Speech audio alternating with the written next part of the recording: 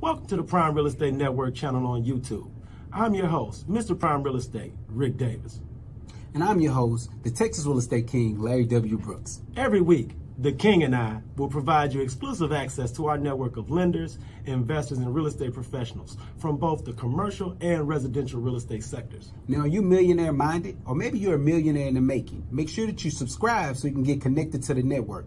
And always remember, the Prime Real Estate Network, where millionaires are in the making. Create wealth for generations. What's up, Prime Real Estate Network listeners? It's your man, LarryWBrooks, a.k.a. the Texas Real Estate King. Hey, when you get a moment, go ahead and go over to shoplwb.com. You can see the Pure Hustle merchandise that we had over there, some of our newer items that we have in stock, and of course, I got all the books that I've authored. I'd love for your support. You have a great day.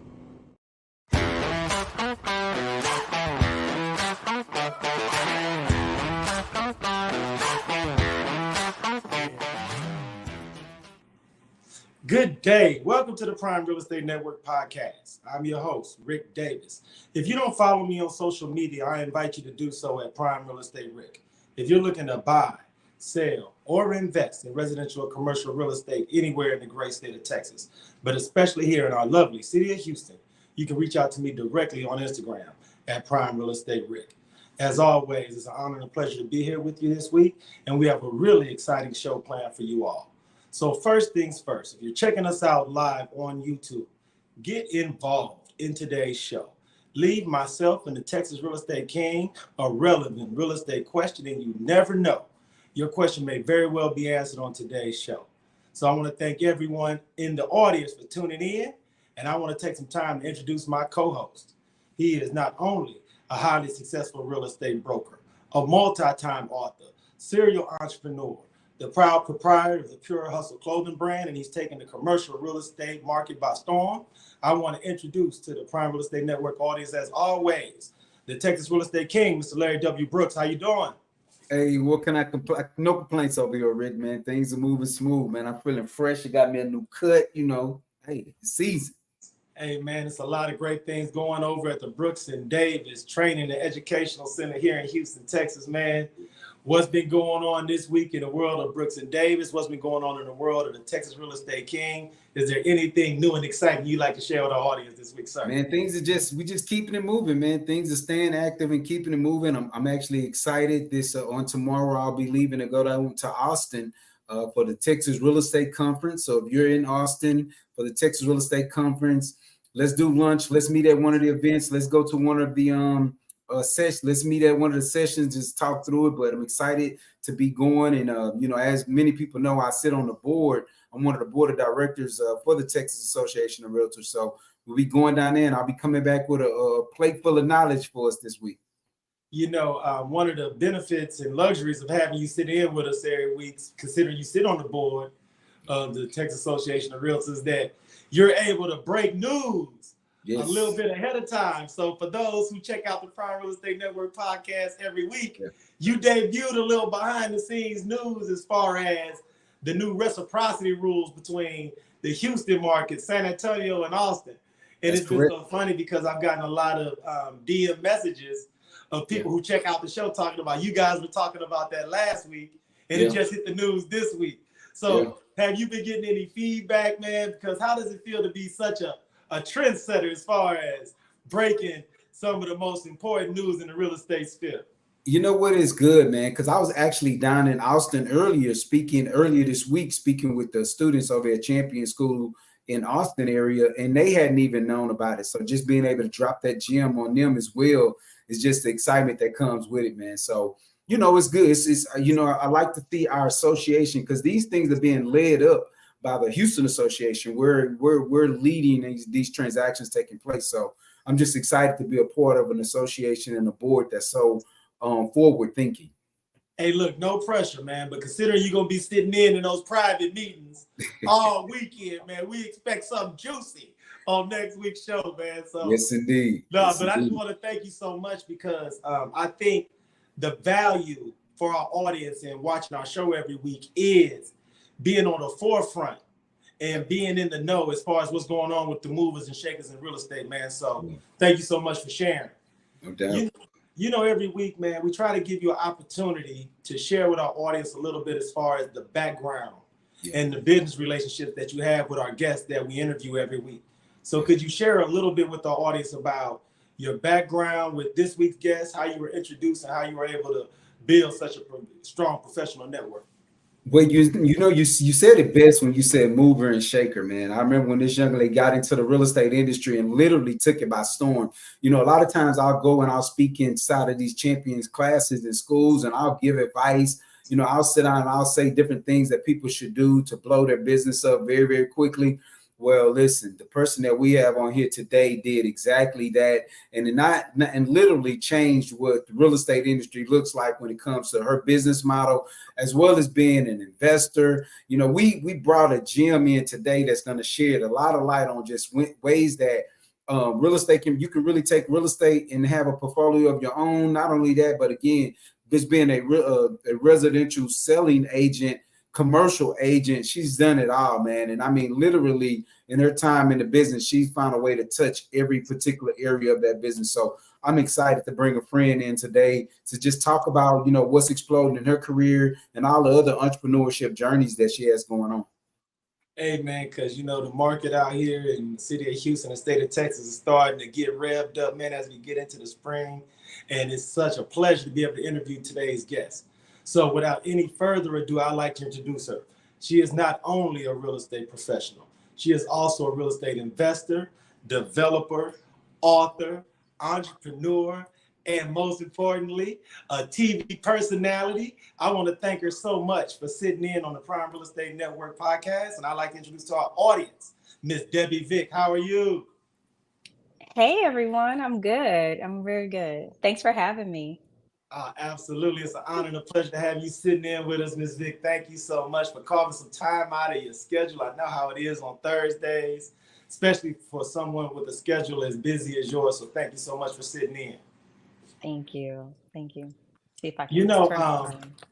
during your intro, Larry spoke about how you were able to not only get involved in real estate, but to implement certain marketing things to get your career jump started.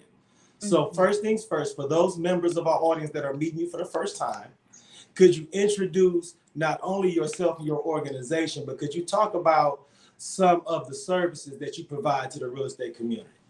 Oh, excellent. Thank you for that. So, yeah, I definitely started just jumped right on in. So I do residential and commercial real estate. My background is a business professor, and I have been developing companies for a very long time. And so it only made sense to be able to also help them to do the acquisition part of it, but then also look at their business planning and their financials and see how I can best elevate them. And most of the time, the elevation of a company is through their financial soundness. And a lot of them didn't have proper management strategies for saving their money, investing it, and being able to pay off the people that they first initially took their loans from. So it's been great. I've loved it. I love anything that has to do with serving people. So whether it's helping out individuals who are Section 8 and no one wants to represent them, to someone who's looking to get an apartment complex, I'm here for it all. You know, the great thing about interviewing you, Debbie, is, and I want to compliment you on the background that you have behind you right now. It's really adding a lot to the interview. But when I introduced you as not only a real estate investor, but also a developer. Could you share with our audience a little bit about where you are now, the significance of that property, and how did you make it turn from a vision to reality? Yes. So this is my fourth project. And I basically purchase properties that are distressed or that are a shell. And then, like this painting behind me, I did that. And so this one's in New Orleans, Louisiana. And I decided that I wanted to have a Chateau Nola. And instead of just buying one, I decided to buy the block. And so what you can do is you can I'm not a financial professional that can do lending, but you can actually group your loan and be able to purchase multiple properties. And so working with the neighborhood, letting them know who I am, what my plans are really does work. And then what I can do is gentrify a neighborhood and then create my own pricing model. And so that's what I decided to do. So this is my one, and then I have four more. You know, Larry, and I wanted to ask you this because one of the things we've always been, we frequented the state of Louisiana. We spent a lot of time in the city of New Orleans. And this question is for you, Larry. In your time of visiting New Orleans, how much potential over the years have you seen as far as the different properties there and the potential that gentrification in certain blocks will bring to those in that area? Well, yeah, I mean, I definitely, it's never a bad investment, right? Because the one thing about New Orleans that stands out, and this is two cities in the United States that I always say this about whenever I speak. It is a ideal and it's a model for conventions, conferences, getaways, events. It is like you'll never go to New Orleans and there not be an event taking place. Like literally, there's a conference in New Orleans every single week of some type of business or some type of business model. So to have real estate there, to have an opportunity to have people stay at Chateau, is it Chateau New Nola. Orleans? Chateau Nola. Nola, baby. Mm-hmm. So yeah, I think it's a wise investment, especially if you're able to find those opportunities. And ideally, she was able to find a great opportunity. So for those that we have that's listening, that may be even inquiring on, stretching their limbs that way, she would definitely be someone that can assist them in that. Yes, and I do plan to get my Louisiana license as well for real estate. And so that is on my list of things to accomplish this year. Wow. No, but Debbie, I wanted with to your ask big you, list, you got a list of all kind of stuff. It's big. No, but Debbie, I wanted to make sure we asked you because you mentioned about your background in education. Yes. Could you just share with our audience how you're not only an investor, a developer, but you're also a teacher and a consultant? I don't think that I personally had an opportunity to mention your consulting services. So I wanted to give you an opportunity to talk about how you're able to share not only your experience, but also your expertise. Absolutely. So I am a full-time business professor as well. I teach business, finance, marketing, HR, project management, problem solving, and decision making, and a lot of HR, like a lot, human relations, etc. And so when I first decided to get my education, I started because I wanted to do TV. So, and when I say TV, I wanted to be the producer, not the face. However, when I was a child, I did a child show and I found that I could actually work in both areas. And when I decided to go and finish up my master's, it was only because I had a challenging situation with one of my managers who, um, it was sexual harassment. I don't know how to say it. And so I decided I wanted to get my master's in HR and my master's in business so I can understand how to move up the corporate ladder without being harassed the entire time. And so sometimes our biggest accomplishments comes from our greatest adversity. And so because of that, I thought later on in life, I want to teach people how to do this. And the opportunity came along a lot quicker when I moved into leadership, where I was managing a lot of campuses. And then I just decided that, hey, if the opportunity presented itself, why not me? Why not? Sometimes we think we got to wait until later on, but why not? And so with my higher education, it has helped me to be able to help other businesses because I'm constantly academically learning the textbook information, but then I'm also applying it myself. So I can look at someone else. It's like being that wedding planner. You're not married, but you can plan someone else's wedding really good. It's the same way when you become a business coach. You may not have ever did that business, but you can see all the holes in their business and say, XYZ needs to change in order for you to elevate. And sometimes your personal attachment to this company is what's causing you not to be able to make these radical moves. But I'm not personal. So here I am. I mean business. No, I thank you so much for sitting in because there are so many clients, business partners, students that's going to hear this interview and they're going to learn things about you that they weren't privy to previously. And one of the things you just mentioned was your experience as a child star on television. Now, The reason I bring that up is because it's amazing how you're able to use all your past experiences and meld them together as you build your business, how you build your organization. So could you just share with our audience a little bit about how you're bringing your TV experience full circle and mixing it up like gumbo with everything you have going from a real estate perspective? Yes, I want to know more about this TV personality stuff. Let's talk about it. Let's get going. Let's talk about it. So ironically, let me pause and say that Larry has been a great coach and mentor, unofficial. However, he has given me nuggets that I still utilize today. And one of the biggest ones he said is about being a well-rounded individual and making sure that your health also correlates with your work. So sometimes I can get so focused, laser focused on work, that I forget to also take time to do my own self-care. And so it stuck with me. And I still, to this day, I am forward thinking about this spa day that I'm going to do in about 2 to 3 weeks.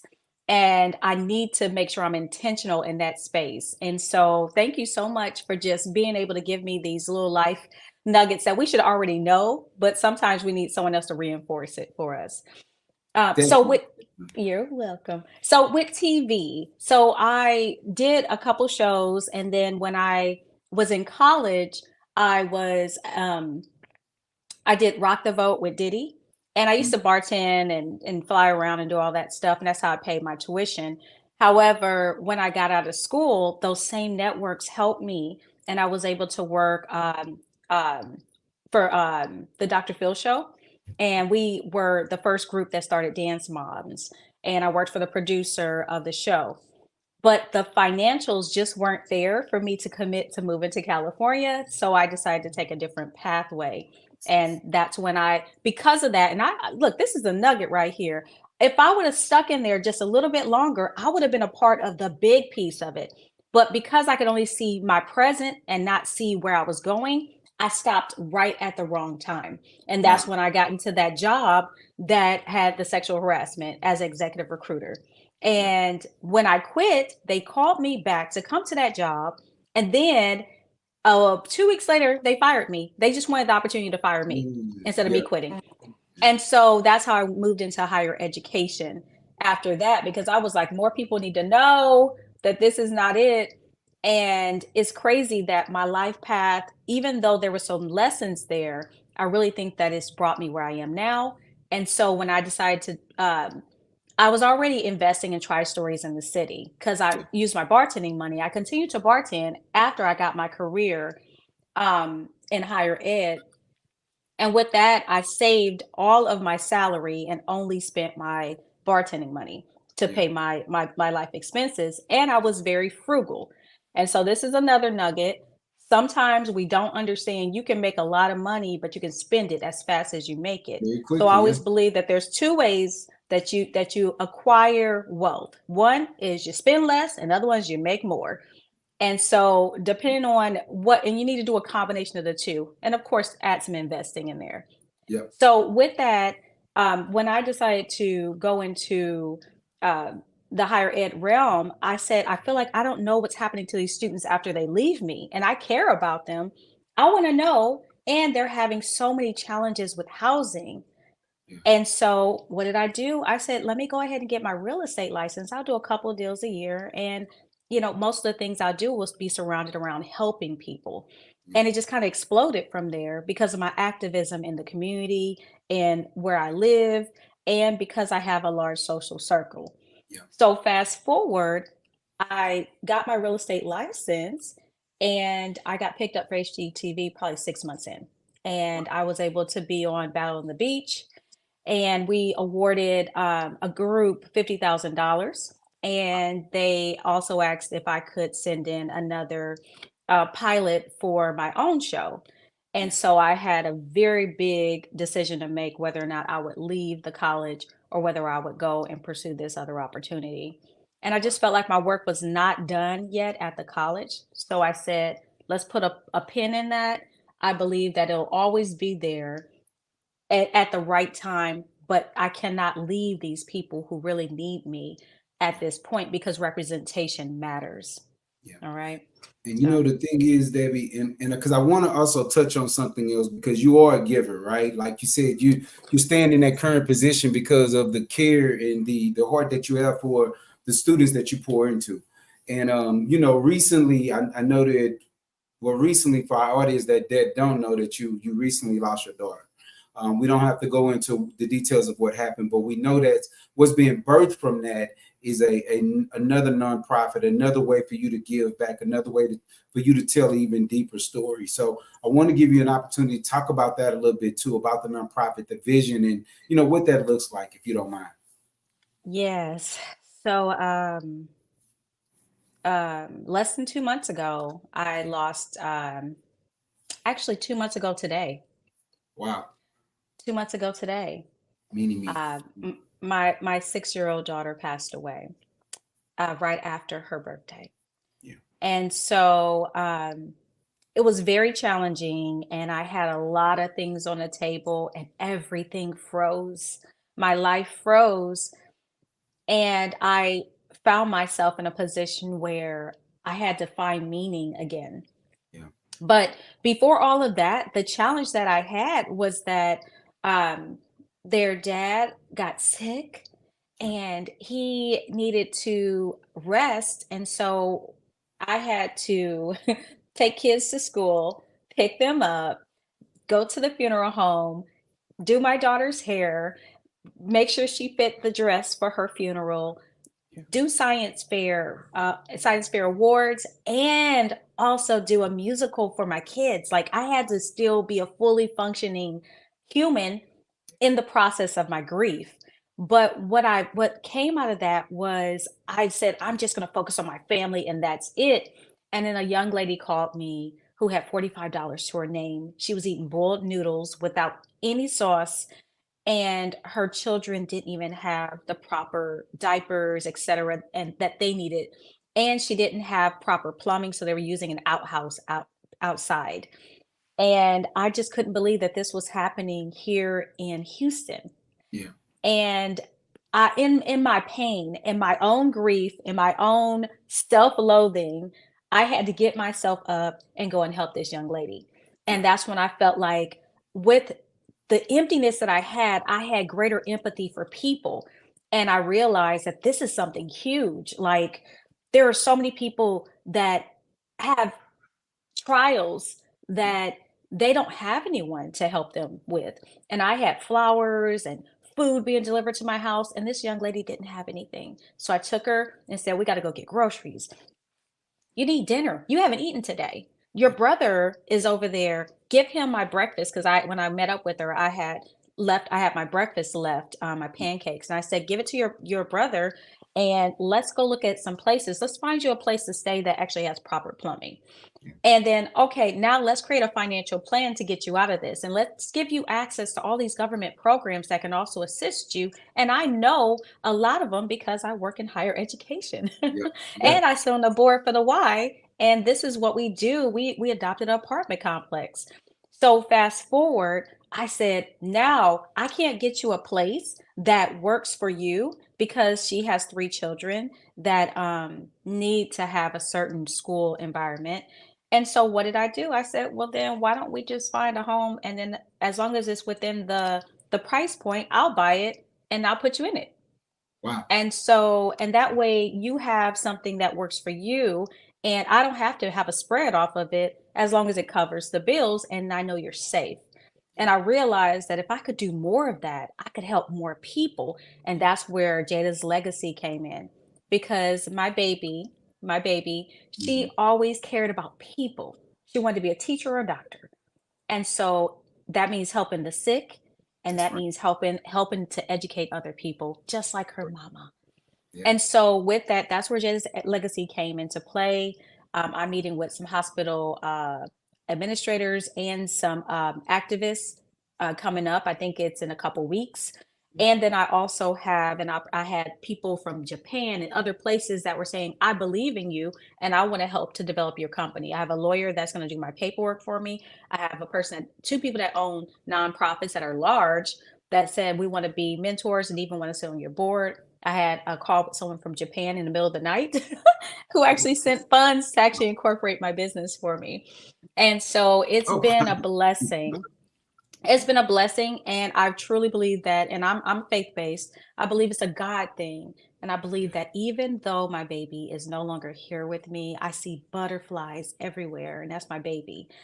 And I truly believe that if we continue to do the right things for the right purpose, for the right people, right. everything always falls into place, and then it never feels like work.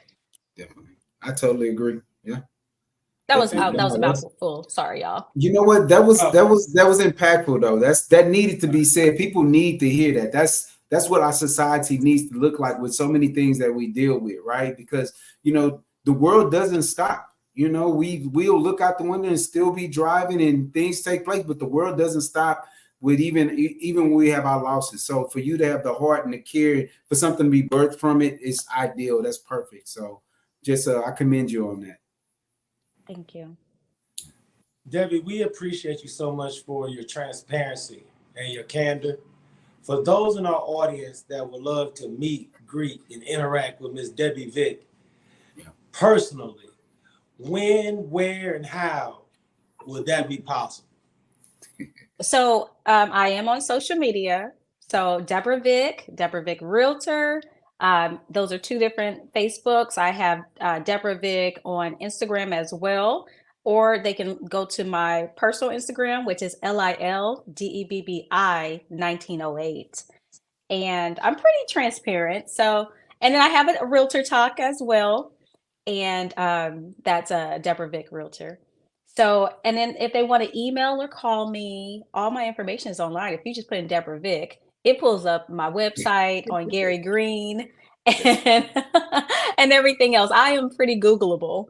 So, but I'm You got excited newsletters. I to. get newsletters from you and everything. I mean, I talking do. about, I got I get Gordon in newsletter. I'm like, Larry does not have a green thumb at all. He's not touching anybody's nothing. Yeah.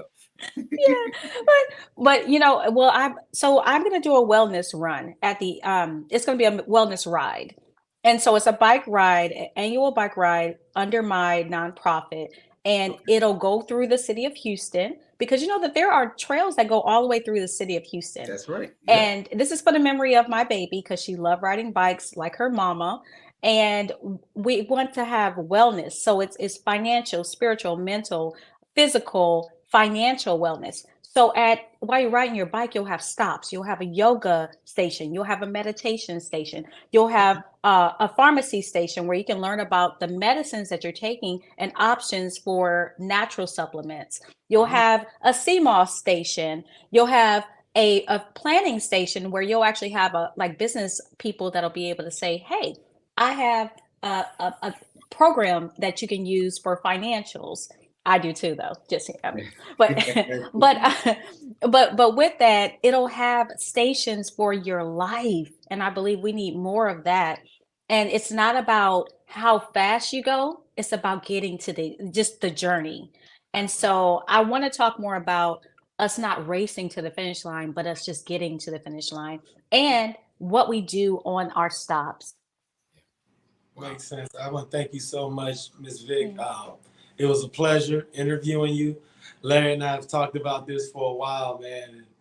The anticipation, the excitement, man, you've done a great job. I thank you so much for sharing, not only allowing us to benefit from your professional expertise, but also bearing a lot of your personal.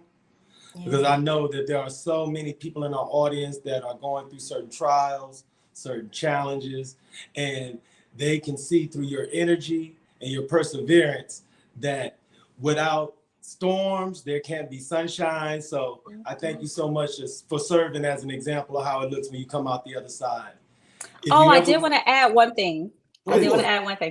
Okay, so I do have my book coming out, Empathy When Empty.